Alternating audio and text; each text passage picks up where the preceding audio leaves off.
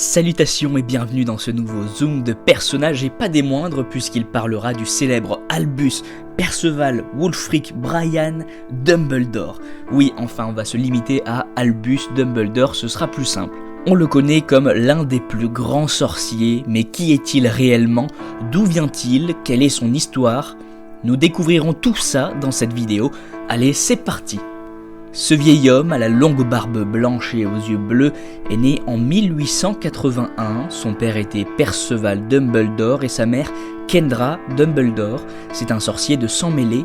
Après la mort de sa mère et l'emprisonnement de son père, c'est lui qui s'est occupé de son jeune frère Abelfort et de sa sœur Ariana.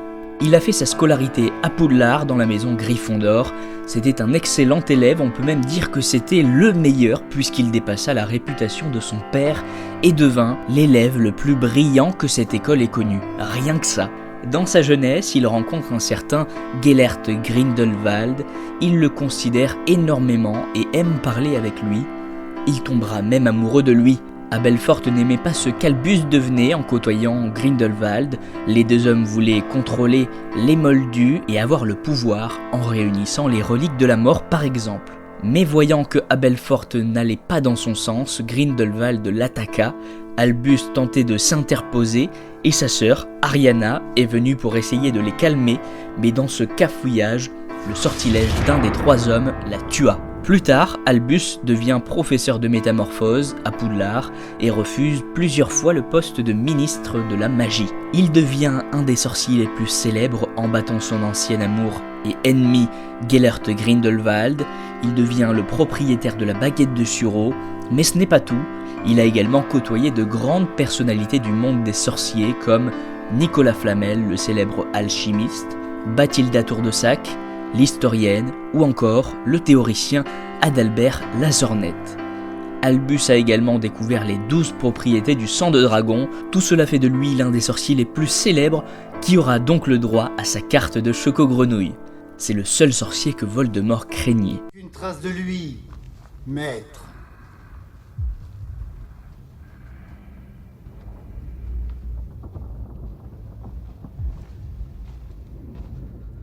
En 1952, Albus devient le directeur de l'école de Poudlard.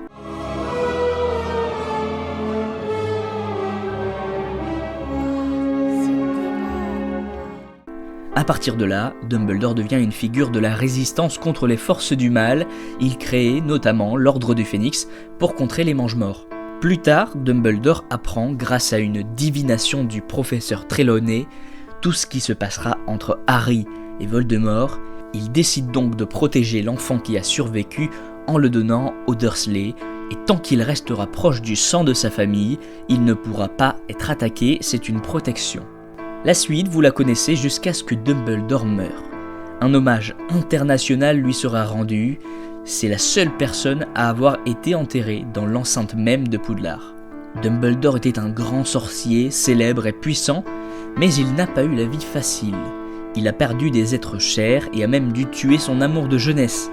Il a été décoré par l'ordre de Merlin, première classe, et c'est un personnage passionnant, avec beaucoup de nuances, qui a été joué dans les 2 premiers films par Richard Harris et par Michael Gambon dans les suivants. Enfin, c'est Jude Law qui l'interprétera dans Les Animaux Fantastiques. Voilà, vous savez tout, ou presque, sur Albus Dumbledore. J'espère que vous avez passé un bon moment. Si c'est le cas, abonnez-vous à la chaîne Les Sorciers et rejoignez-nous sur Instagram. Et puis en attendant, je vous dis à très vite.